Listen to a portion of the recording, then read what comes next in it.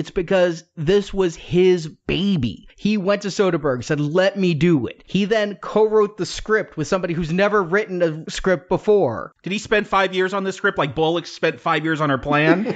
He did. I think that might be why she spent 5 years. He isn't demanding enough. He doesn't sit there thinking this film needs to be cleverer. He thinks, oh, this is fine. And I just want to point out the Hunger Games franchise got better when he left as well. Yeah. Here's my problem and why I think I'm really revolting against this film. This film is fine, but this has been a year of bland, fine, but underwhelming films. You sound like Han Solo. It's fine. Everything's fine. It is not unlike Solo. Yeah. Yeah. I'm tempted to backlash on the lack of spirit I've seen in nearly all theatrical releases this year, including this one. The lack of risk-taking, the lack of individuality, the sole standout, the one beacon of filmmaking I've seen in theaters this year is Black Panther. I also think A Quiet Place was very good, but the most theatrical releases have been fine. In a vacuum, this movie is fine. I shouldn't punish it for being just the next in a chain of flavorless, quote, blockbusters, unquote. I saw those trailers before this film, Peppermint, Girl in the Spider's Web, Widows. They all looked like they had more flavor than the film I ended up watching. They all looked like they'd been a better time. But it is fine, so I'm going to give it a really mild recommend. I just am tired of fine. I want good. But you're still recommending it. Yeah, it's fine. It's adequate. See, I'm sick of fine this summer, so I know I've been the grumpy one, but I'm just so sick of fine.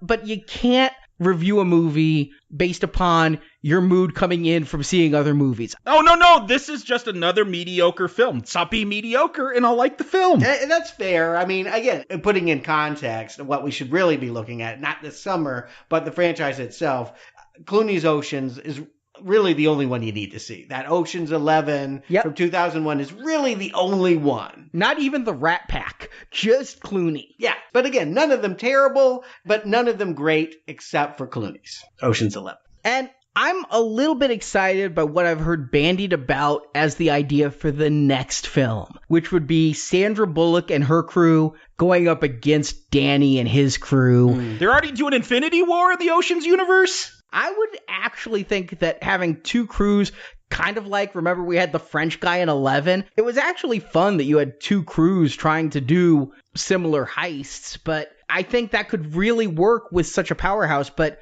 this film cost $70 million to make. It's all salary. There's no CGI. I'm sure there were some really expensive outfits that I can't appreciate because I'm not into the world of fashion. But you got a lot of Oscar winners here that have a lot of zeros on their paycheck. You start bringing Clooney, Pitt, and Damon, there's a lot more zeros on those paychecks. At what point can't you afford the stars to make that movie? Yeah, I don't know if you had to pit them against each other. It would be enough just to take some of each and make another team. I mean, where it's gender neutral. I mean, we could do that. I mean, I'd be fine with that, just as long as it's more than Elliot Gould. I think you need more star power than Elliot Gould. I would be perfectly fine with this cast reteaming for Oceans 10, but... You mean 9. Or whatever. I think it should honestly be Oceans 4.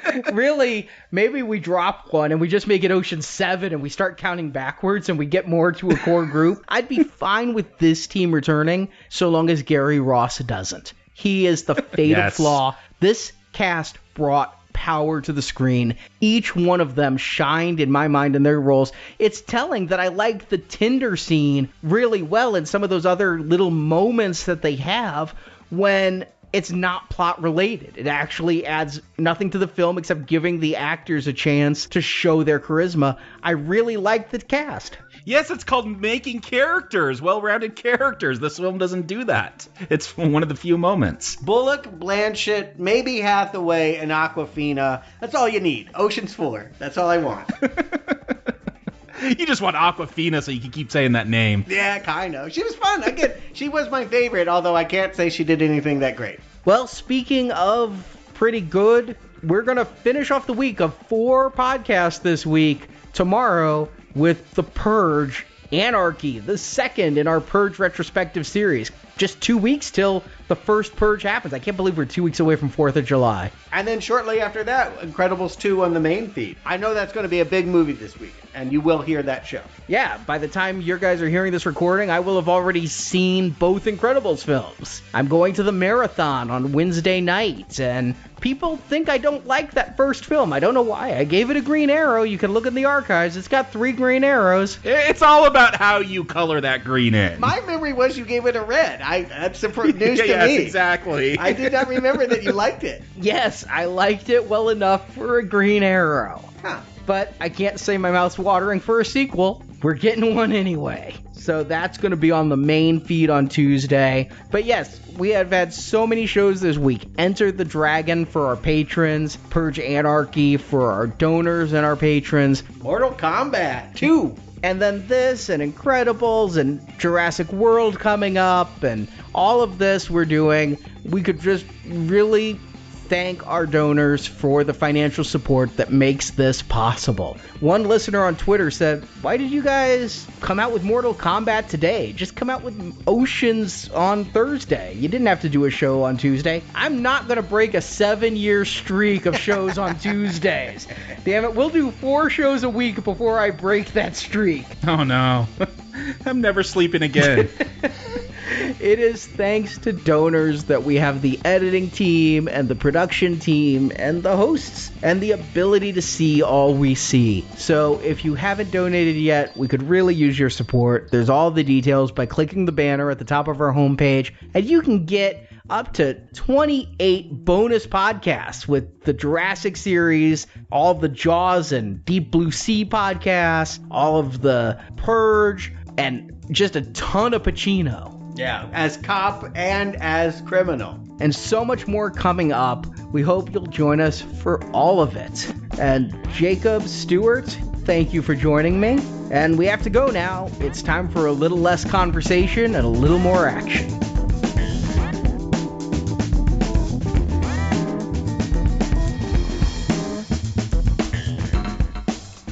Now, I have complied with your every request. Would you agree?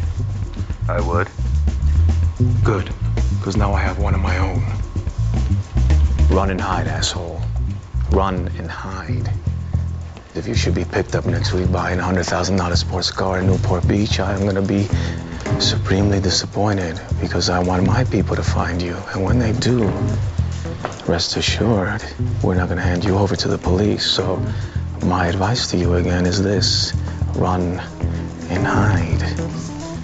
That is all that I ask.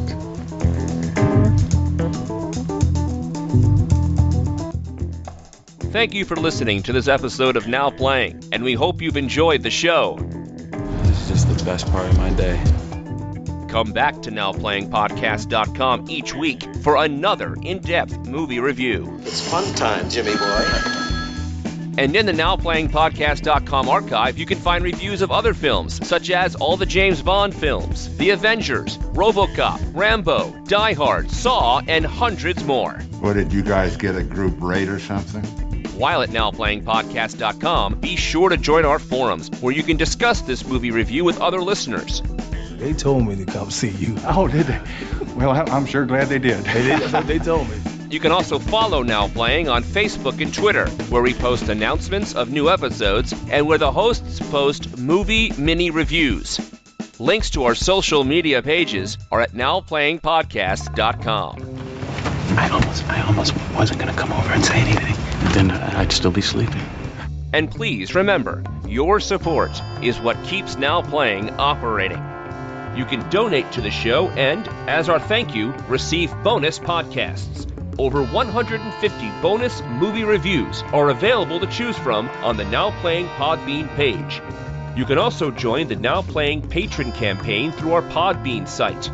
Patrons of $10 or more get a new exclusive movie review every month, plus even more perks. I'd have to pay you by check.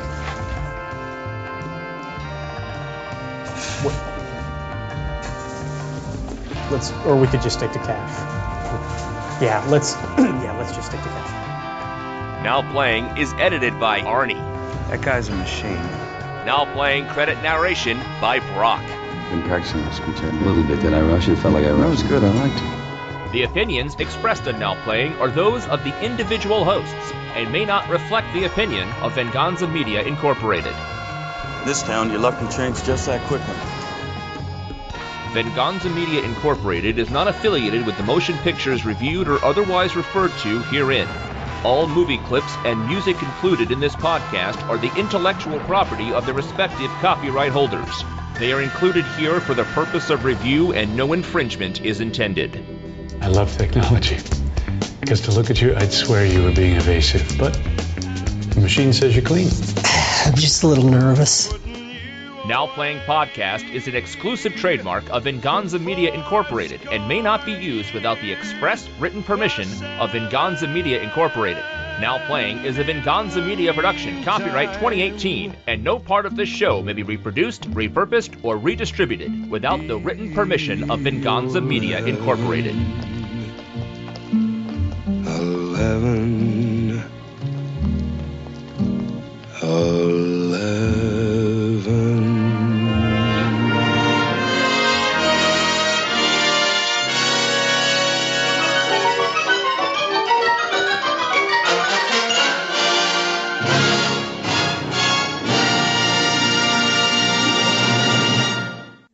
So I'll turn that off, will you? I'll turn it off when I'm ready to turn it off.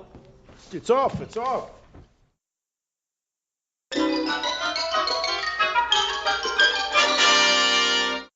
Daphne Kluger, played by Anne Hathaway. Or as I put in my notes constantly, Amanda Kluger.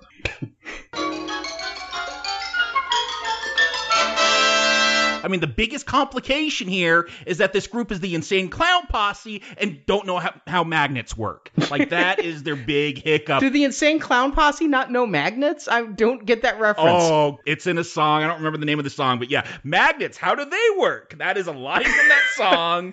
It is great. But that